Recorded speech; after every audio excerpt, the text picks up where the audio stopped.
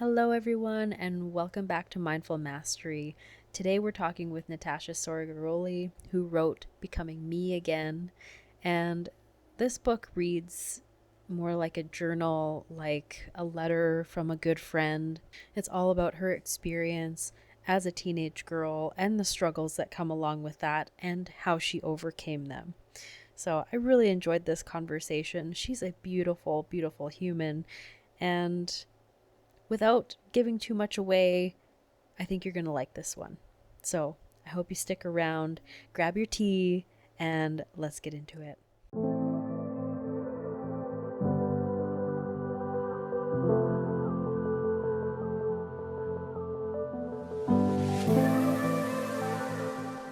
Thank you so much, Natasha, for being with us today. I'm so excited to talk to you about your book. Thank you. I'm so excited you invited me on. I can't wait. Yeah. and yeah, Natasha, I was mentioning earlier just how when I was reading your book, it felt to me like I was reading a letter from a friend telling me about her inner experience. And I loved your vulnerability and talking about, those quieter moments of what we go through when we're figuring out who we are and just navigating all of the challenges of life. So I'd love to hear from you as we get into this. Um, what becoming me what becoming me meant to you when you were writing this book and kind of how you got to the point of wanting to create this book. Yeah. Um, I'll start with the becoming me as a journey in and of itself. While I was writing, I was really writing for me, because it's what I wanted to hear.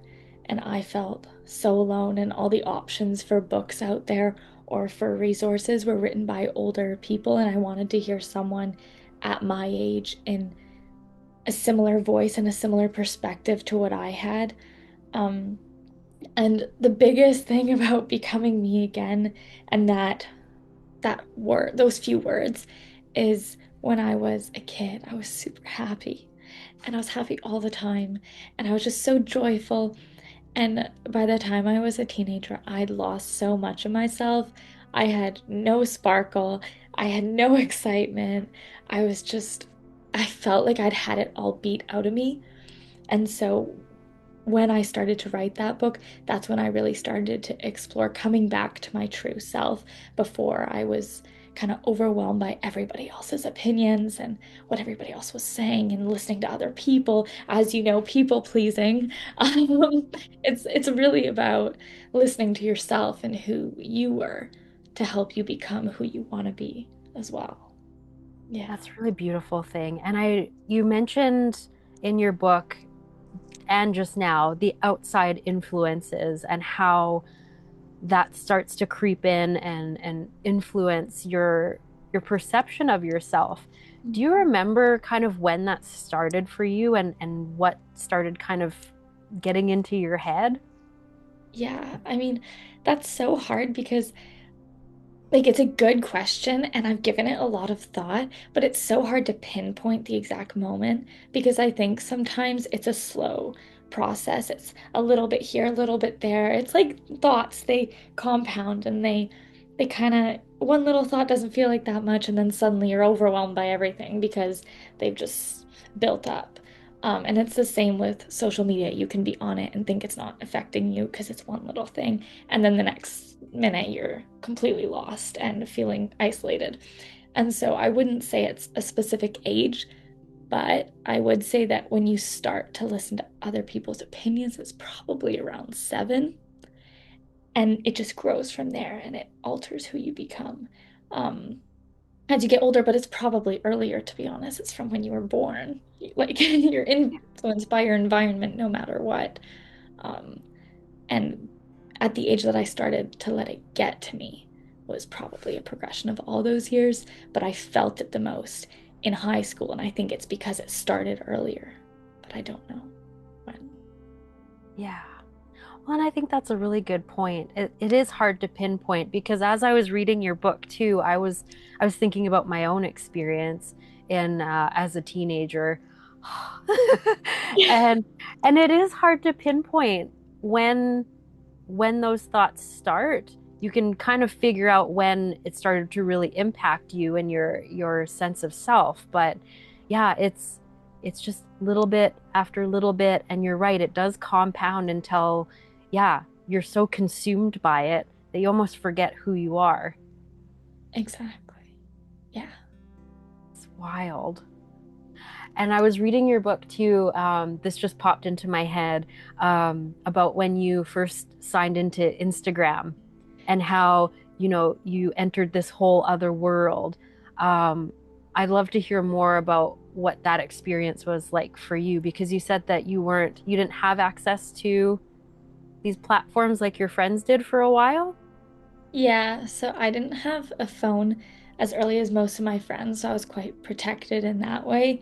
But eventually you feel like you're not part of something, and so you really want it. And eventually I became the age where I was allowed to get it. And so I wanted it because everyone was on it, and I wanted to fit in. You want to be a part of what everybody else is a part of, right? I mean, that's For just sure. human nature. Like, um, but that experience coming onto it is it was so new, and so no one really knew the impact it could have. But the power of subliminal messaging is just so incredible, and that's basically social media next level. And so I didn't think of it except for a connection platform with my friends because I didn't have it and they all did. So I was like, I want to connect with them in other ways. And that's one way to do it. And I can see what they're doing on weekends. And it's so great. And why do I feel so alone now? And why do I feel like I'm not part of their lives as much, even though I'm part of it more, supposedly? But it's seeing something online versus having someone tell you something in person. It's so different. And yet it should be the same. And I think social media, I don't know. I don't know, to be honest. It's yeah. Yeah, it is. It's a completely different world, and that's the weird paradox of it is we feel like we're being more connected, but not really sure if we actually do feel more connected, because you're right, seeing someone's photo online and actually hearing their voice telling you their story is a completely different thing. 100%. And it's them choosing to share it with you versus them putting it on blast for everyone to see. Yeah, It's different. So, yeah, totally. Social media is so strange. That's why I try to uh be be mindful of how I use social media, but also I try to, like, yeah, have more conversations like this about the impacts of these things and about our experiences as humans, because, and I think you mentioned this in your book too, is when you're going through these challenges, and especially with your own thoughts and your perception of yourself, you can feel so alone in that, and like you're the only one who's going through it. And mhm. you mentioned kind of feeling like that too, right? Absolutely. I I yeah, I mentioned that, but one of the biggest things for me in that was I felt so alone. But I knew I wasn't. Like I knew my friends and other people at school and other people across the world were experiencing these things. They're universal thoughts. The thought I am not good enough. Everyone talks about that. I'm not alone in that, but I didn't believe it. So I didn't internalize it and really think I was the or I really thought I was the only one, even though I knew I wasn't the only one, which made me feel worse. And I thought I was worse than someone else might say it, but do they really believe it? Like I believe it, there's that disconnect. Yeah, and it's just it's such how do I describe this? It's just it's such an interesting experience being in your own mind with those thoughts. And you talked about the mirror as well, kind of changing when you were about 12 from, a piece of glass where you can look and check if you have food in your teeth, into this whole other universe of self-deprecation. I totally relate to that because I had that same shift happen and it was very gradual. You know, it wasn't like one day I just woke up and started picking away at myself, but it does, it compounds. Do you want to talk about that, the mirror, and how Mm. just your experience with your own self-perception? Yeah, I'd love to. Um, the mirror is such an interesting thing, and I love exploring the purpose of a mirror because when you think about it, why was it invented? It was probably mud on my face, making sure it's okay, and it wasn't as superficial as it was meant to be. And the mirror becomes a place of, when you see videos of babies online and they see themselves in a camera and they're like, yeah, Wow. it's like it's wonder and it's curiosity and it's like they don't dislike what they see. They usually like what they see and it's such an interesting thing to see and then kind of know that you were like that yourself to then be 15 standing in a mirror and looking at every part of your body and picking it apart and just criticizing every aspect of yourself and not wanting to make eye contact with the mirror, like not wanting to look at yourself in the eyes because you can't even imagine seeing yourself say those things to yourself, even though you're saying them. And so the mirror becomes a place of fear and a place of shame almost, where you can do whatever you want. No one else will know that you're tearing yourself down in that it's almost sacred space. Um, and that was just, and I knew I wasn't the only one too. Like you see your friends look in a mirror and they kind of there's a cringe moment sometimes when you see yourself and you're like, "Ugh, is that really what I look like?" And there's so much of that narrative too when you're out and then you come home and you see yourself in the mirror and you feel good. You can feel good because you're just being you and you're in your point out in the world and you're not worried about what other people think and then you come home and you see yourself and you're like, "Oh my gosh, did I look like that all day?" And people still talk to me. It's like, why is that even your focus? Right. Oh, and it's crazy too, because like the things that we pick out about ourselves, other people don't really even notice. Yeah, It's exactly. wild. Yeah. It's so true. I mean, it's well, because you have so much time to look at yourself. Like, yeah. It's just, realistically, it's just you look at yourself or think about yourself more than anybody else. Yeah. You do not look at yourself, but you think about yourself more than anybody else. So, Yeah. How is your relationship with the mirror now after writing this book? mm, I mean, it's always a journey. I will say that. Though I have bad days. Um, but I would say that the mirrors become more of a place of checking if I have stuff in my teeth or um, when I'm doing my hair, I get to look in the mirror. Am I doing this right? And it's become a resource and a tool. It's not a place to put myself down anymore because it really became that way when I was a teenager. And so after writing this book, I've rethought how I want to use the mirror as well. And if there is a negative thought, like I just have to be kind of look at myself and go, really? You're gonna say that to yourself? And again, back to the eye contact, like just looking at yourself in the eyes because you're holding yourself accountable in that moment and you're like really looking at yourself. Are you gonna put yourself down? Is that really how you want to live? Is that really the narrative you want? That's I love that.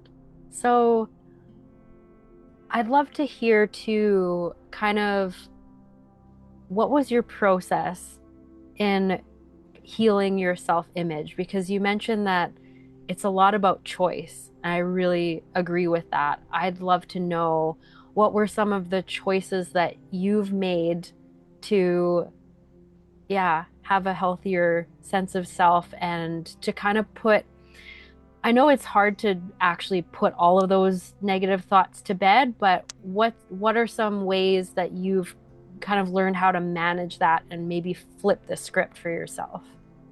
Mm, that's such a good question. Um, I would say, as just like I did with the mirror, it's a journey.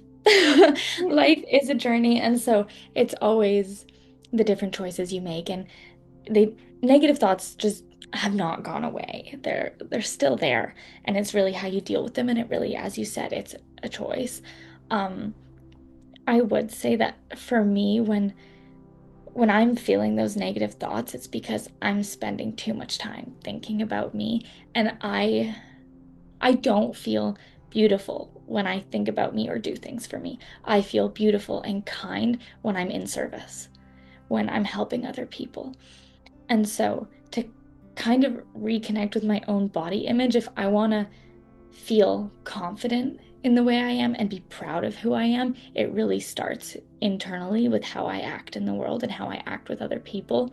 So I found that my body image has improved as I've made it, like made decisions to help other people and to just be as kind as I can out in the world and support other people and encourage them and just always be in service. And that just fulfills me so much that when I look in the mirror, I can see someone that's kind. I can see someone that's trying to help others, and that's helped me feel more beautiful. Mm, I love that. It makes a big difference because you're right. You can see it in people's faces when they're happy, when their spirit is lighter, their eyes are brighter, their face softens and changes, and people will smile with their eyes even more than just with their mouth. And that's one thing that's helped me too in my process was turning my focus to other people and how I can be of service. That's how like my YouTube channel came to be, and the book, your book, taking what you've learned and turning it into something that can maybe help somebody else. Yeah. And I'd just like to add, in your book, you talk about people pleasing, and that's very different.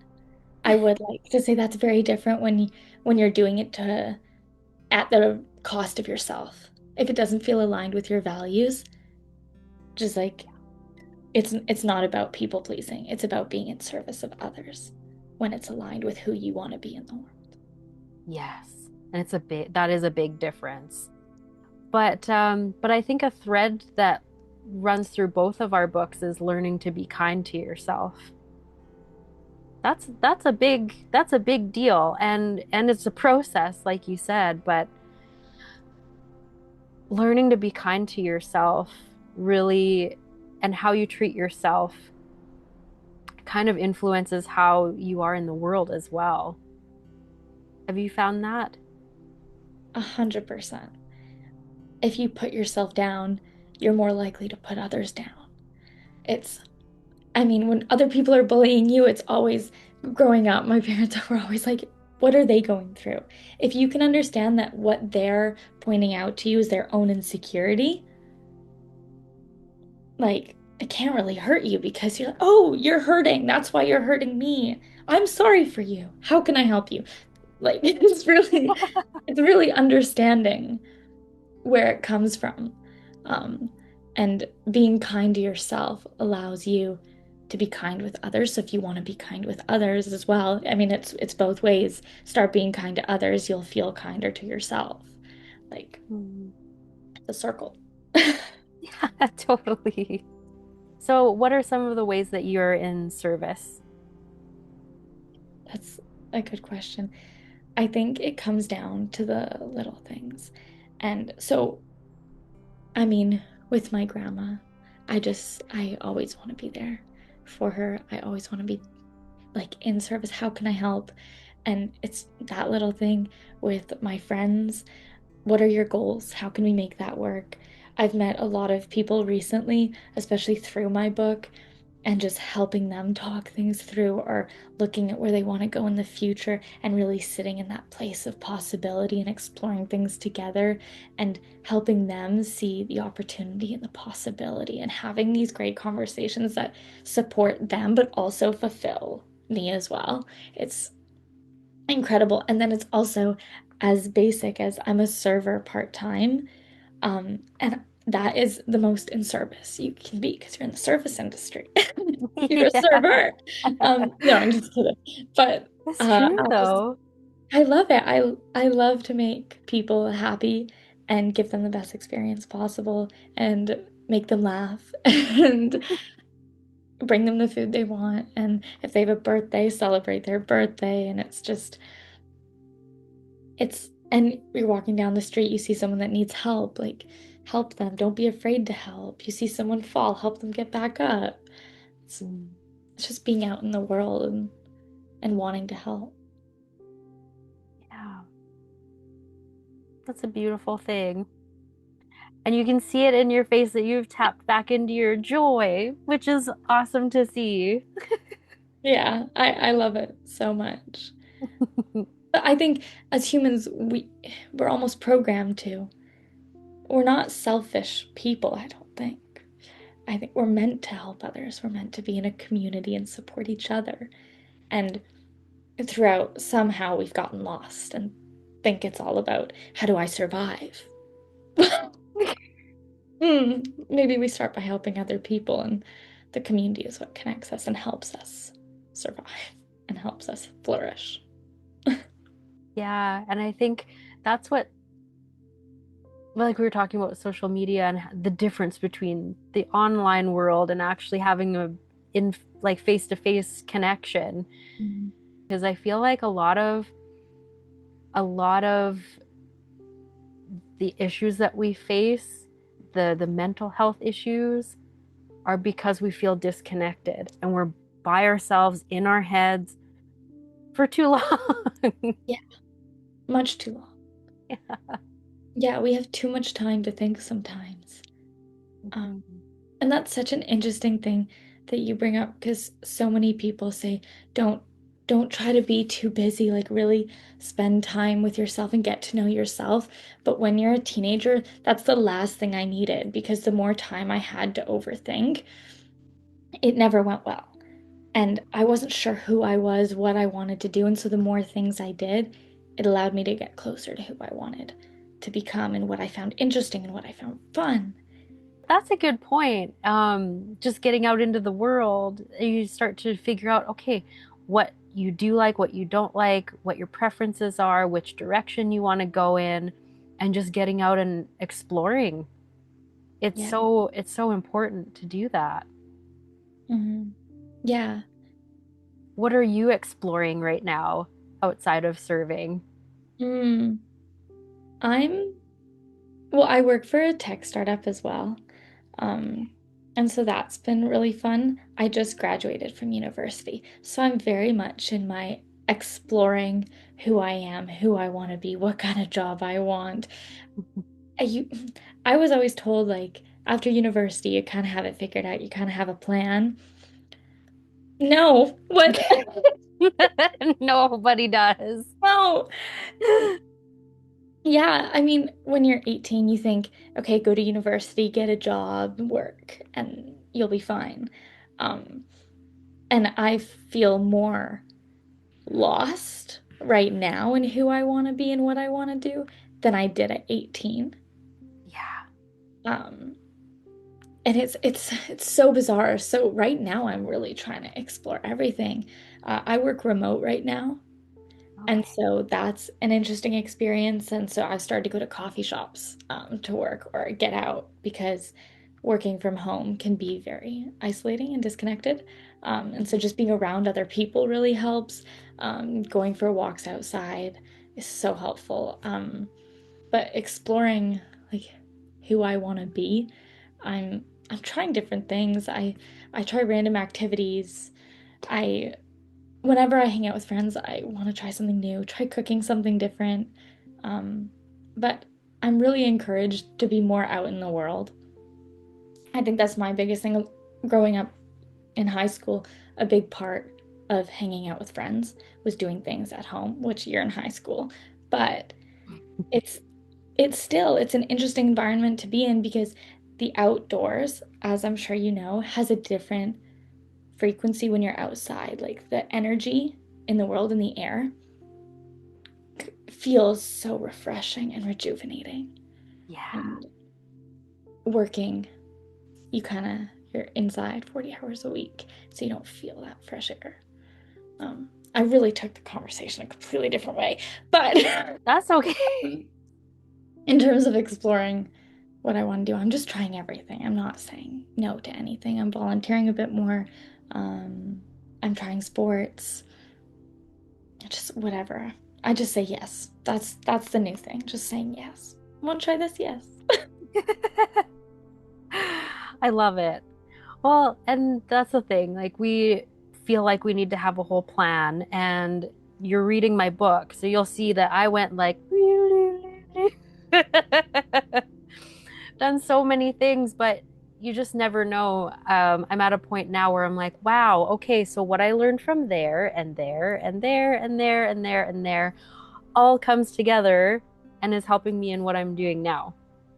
But you'd never know that. Life is such a an adventure. I call it a scavenger hunt a lot Mm. of the time. I feel like I'm on a scavenger hunt. Okay, well this what am I going to learn and pick up from this right now and just put it in my little treasure bag and see when I'm going to need it. Oh, absolutely. And then there's 100 other people on that same scavenger hunt map going different ways. Yeah. None of them are wrong. And yet Right. you're like, should I be doing that? Yeah. Should I be doing this? And then you're like, I'm just gonna do this just in case, and then we'll see. Yeah. I like the scavenger hunt. Yeah, but you follow your intuition and see where you want to go. And you talked about your intuition too in the book and learning how to connect with that. Kind of disconnect from the input from the world so much and reconnect with your own intuition. What did that look like for you? Mm. It was really the title. It's remembering who I was before everything.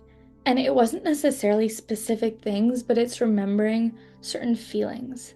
I think emotions and feelings can be so powerful. It's not necessarily how you behaved or what you did. I was a kid. I obviously didn't make every right decision. But it's the feelings that I had, the sparkle in your eyes, the joy of life, the exploration, the curiosity. Like that part of a kid, I think is so special. And I felt so connected to myself when I was behaving in that way as a child. And so if I wanted to return to who I was or feel good about myself, the best way was to remember who I'd been instead of trying to use somebody else as a framework for who I want to be because I didn't know. You never know what someone else is going through. You never know how someone else is. But remembering who you were, you know you can get back there. You know it's a place you've been. And so it's actionable and you already know the feelings deep inside of you. You just have to relight it. You don't have to create a new thing.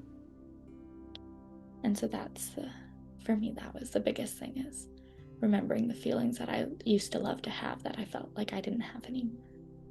Yeah. Hearing that just reminded me of this experience that I had. Just talking about getting back to that childlike sense of wonder. Um, I a past friend of mine, we were at her house and her daughter was 3 at the time, 3 or 4, and we were having a conversation about something and her daughter came up to us and she grabbed both of our pant legs and she's like, so serious. So serious. And we both just started laughing because we were so serious. I feel like that's Maybe how we lose ourselves sometimes. We get so serious about, being at a certain point or achieving certain goals by a certain date or whatever, whatever. It's so easy to get so caught up in things that we forget to find the joy in the little things. That is precious. And that is so sweet. And I completely agree. We really do forget to enjoy and take a moment to explore and be curious. And you're right, be unserious. Let's say instead of unserious, be more fun. Um, yeah. Like, do you know the biggest thing for me is eating with hands? Yeah. Because as a kid, you never want to use cutlery. And so there's like certain finger foods, and then as you get older, it's almost improper to use your hands, and it's you should be cutting everything. And then sometimes like ribs, you can cut the sides. No, just pick it up and eat it like you're a child and Yeah, connect with that messiness and have stuff all over your face, and that's okay. Like have fun. totally. Yeah. As uncomfortable as it is, it's so much fun as an adult to eat ribs in a messy way. It's so fun. It's so fun. One of my things too is splashing in puddles. I'll just go jump in and just get absolutely disgustingly soaked and muddy and everything and come in and have a nice warm bath and just be in my tub. That's like one of my favorite things. That is so sweet. Yeah. And it's funny, like, oh my gosh. Yeah.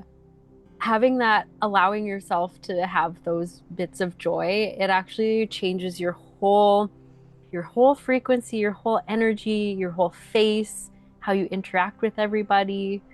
And oh, I would love it if we could all just find little bits of joy. I know we've all been through our stuff and we have our stories, but we all have that spark inside. We just got to find it again. Exactly. And don't judge yourself for it. Yeah. It's always, you're always scared that someone else is going to judge you for it, right? You're always like, it feels immature. That's a big thing, actually, is people Yeah. always say that's immature.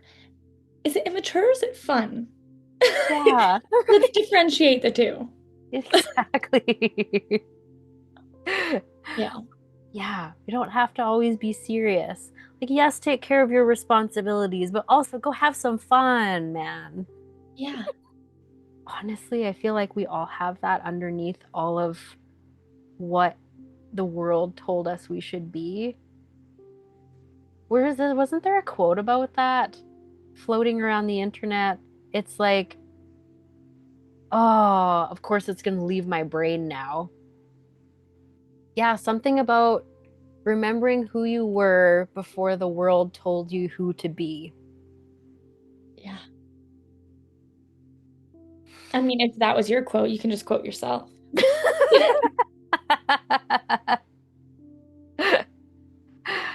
Oh man. Yeah. It's true though. I like on that note, I think we often suppress parts of ourselves. Um, in that suppression, you continue to do a little bit and a little bit and a little bit until you don't really know who you are anymore. And that's when you forget and you disconnect and you disengage because you kind of do things on autopilot and you're just trying to make things work and you're seeking happiness and you're seeking joy, but these aren't things you can buy.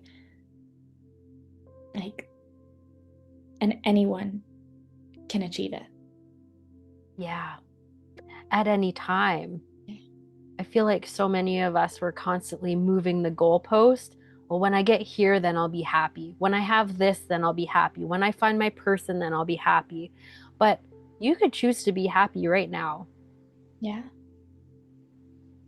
It's simple, but it's not always easy, Hmm. especially as we get older. Hmm. But Yeah.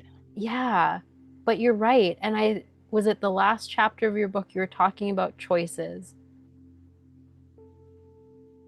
And I'd love to hear more from you about what this section on choices means to you and how that Mm. connects to your happiness. That, I love the concept and the idea of choice. Because I really do think we have the choice to become who we want to be and whoever we want to be. It's about making those choices every day. Your life is the result of the choices you make every day. And even if it feels small, it builds up over time. And when we disconnect from ourselves, I think it's when we feel like we don't have choice, or we panic when we don't feel like we have choice because humans are value autonomy. We want to be able to choose things for ourselves, and feeling like we don't have a choice can affect how you feel about yourself, and you just think your life is just all over the place if you feel like you can't do anything about it. And you can feel so lost. And one of the things my parents said to me growing up that actually really helped was they said, "You always have a choice." And what they meant by that was, you always have a choice. And then the last part of the sentence was, you just might not like the consequences. So if you don't make a certain choice, something might happen that you don't like. So you're still making a choice to do it because you don't like the other side of the choice. But if you can see it as you actually yourself have choice, you have power. When you remove your ability to have choice and push it off and say, I don't have a choice, you take power away from yourself. And so choice is the way to step into your power as well. And it's that root that grounds you, that can help you create and help you find who you want to be by just making little choices. And they're not that difficult. Like it, they're small and it takes time. It builds, but that's the power of choice. Do this or do that. Seems small, it's a little thing. But at the end of the day, that's how your life ends up. Yeah, that's really powerful. It's really powerful. The small choices that you make every day, because they do add up. Yeah. They do. And it is empowering to look at your life that way. And you might not always have control over what's happening, but you do get to choose how you react to it. And you get to choose how you're going to, you know, move forward in the day. And it seems simple, just changing little choices that you make on the daily, but that's what can often make like the biggest shifts and transformations. Like you don't have to overhaul your whole life. You start with something small and just keep choosing it. Mm-hmm. And choose them. Like, don't just make choices without thought. Make intentional choices with who you want to become. And make the choices that align with the values you want to have. Even if you feel like you don't have them, you can, if you want to be an honest person and you want that as a value, make the decisions that would make you that way and step into becoming that kind of person. You're not stuck it as one person because you have lived your life up to a certain point as someone else. That's brilliant. I love that. That was a mic drop moment. I don't want you to like. Well, I love the way you built on it because it really like opening up the conversation to choice and then hearing you speak about it, the little choices, and then really talking about it's the intentional choices. I mean, you can break it down as much as you want, but it's so interesting. The power of choice is so interesting. It really is. And realizing that you do have the power to make those choices and to set your intention and be really mindful about what you are choosing. It's like, it sounds like a simple concept, but it's life altering. Yeah. Absolutely. And it's, yeah, it's also really exciting because it's like, okay, well, who do you want to be? What do you want to do? And at any moment in our lives, we can start a new thing. We can go down a different track. We can start a new direction. But like, yeah, moving from, I keep my hands keep going in front of my heart because it's like your heart is kind of directing the flow. Yeah, I love that. Yeah. I mean, just to add on that, like your heart guides it because when you make the choices, it's it's different than saying I want to be a doctor. Yes. Right? That is a different kind of choice. And yes, you have to make the choices, but they're kind of laid out for you. But when you lead with your heart and say, who do I want to be? It really centers around your values. So I want to be kind. I want to be confident. When you have that perspective of, I want to be confident, how would a confident person make that choice? And then it makes it really easy to make those choices because if that's who you want to be, that's who you want to be. And you know who you want to be in that confident space, and that's what the confident person would do, so that's what you should do. It makes it way easier to follow. Yeah, right. And how would a confident person speak to themselves? How would a confident person stand in front of the mirror and take in their body and their outfit? How would a confident person think about everything that they're doing? Hmm. Would a confident person overthink this decision? Yeah. I wonder how many people take the time to really think about that and intentionally driving their life. I didn't for a long time. When I was younger, I kind of felt like a leaf in the wind a little bit. I don't know where I'm going with this, but I do remember at one point, actually, now that I'm thinking about it, it was that moment that I described in the beginning of my book where I was like, okay, what do I actually want my life to look like? And it was more than a vocation. It was, how do I want to feel in my life? What are the things I want to feel? How do I want to be? And one of the biggest things I wanted was just peace of mind and confidence. I didn't have confidence at that point. Sorry, that was a weird sidebar. I don't know where that came No, from. I genuinely love that you shared that because I think you explained it really well by saying you felt like life was happening to you, not necessarily with you um, or for you. And so you took a very passive stance to life, which I think we can do when we feel like out of control, or like when we feel we don't have choice, or when we're so overwhelmed we don't take the time to make those intentional decisions. And so I loved what you shared, and I think it really aligned nicely. And I think that was a perfect summary to lead into that. But I think a lot of people feel like that life is happening to them and kind of feeling like they're at the mercy of whatever is happening. But even from that place, you can start to make intentional shifts in your decisions and in how you don't have to, you know, leave your life or start new in a new country. Like you can start with the little things, little choices every day in your life. Absolutely. Hmm.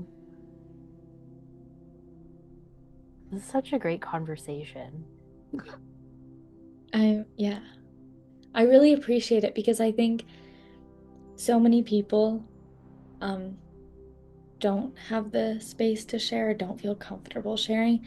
And that's one of the things that I got feedback from my book, as I'm sure you did as well, was when I had the vulnerability to share and I took the risk to share, other people felt more comfortable sharing with me. And so they started to reach out and share their experience. But if you're not willing to share first, sometimes you're not able to break that barrier to connect with someone on a deeper level. Hmm. And so just hearing your story and you sharing parts of how you relate to this is just so wonderful because it allows people to connect more deeply to the topics as well, because it's making it more real. Yeah. And what we're talking about today, I think, is so universal. It's such a human thing to, yeah, worry about what people think or, get so caught up in things that you get disconnected from yourself. But then, yeah, just finding a way to bring it back home Yeah, and become yourself again. I love that. Bring it back home. Yeah. Yeah. I feel like, yeah, and I always end up going back home to my heart and what feels true and real. So, how does this look for you now out in the world? Like, do you notice when you're starting to feel a little bit disconnected from yourself? How do you become yourself again? Mm. It really comes down to, as you said, leading with your heart and who you want to be and remembering I'm who do I want to be? I don't want to be someone that is remembered for necessarily the things they do. I want to be remembered for the feelings. I want to be remembered as kind and honest and just giving and caring and so that's how I lead. How can I be of service to others? And honestly, my book's given me the platform to do that because I just want to help because I felt so lost. And so that this is just a project for me that fulfills me so much because it's so deep into how alone I felt that it's connecting me to others where I am in the space of wanting connection as well, which is interesting. Um, like your greatest pain is your superpower, something like that. And mine was feeling isolated and alone. And so I took that and I was like, how do I change that for other people? Because if I'm feeling this way, other people must be feeling this way. And so becoming me again and how I reconnect to myself now is leading those types of conversations and not caring what other people think. What do I want? It's really about what do I want? How do I want to be? That's so awesome. Thank you for being brave and taking a step out and sharing your story because, as you're already seeing, it's helping so many people, and that's why we do what we do. It's such a beautiful thing, and I think that's a wonderful place to leave this talk today. I can't believe like the hour's almost up already. Like I know. how did that happen? I don't know. Time flies when you're having fun. 100%. And so, oh my gosh, thank you so much for sharing yourself and your story with us today. I'm going to leave all of Natasha's contact info in the description down below if you want to connect with her and grab her book. And is there any final thought you'd like to leave us with today? Oh. I wasn't expecting that. Um, yeah, just don't don't be afraid to reconnect with yourself and start to take action and make choices that align with who you want to be. And yeah, just be you. Like I want to emphasize that because I felt so alone and lost and I felt like I wasn't acting in my true nature and I think that's the biggest thing from today is really stepping into your power of choice. Right on. Right on. So Thank you thank so you. much. Thank you. Thank you so much for having me and you're amazing and yeah, do it for you. Oh I my enjoyed this book gosh. too. So thank you. Thank you. I appreciate you.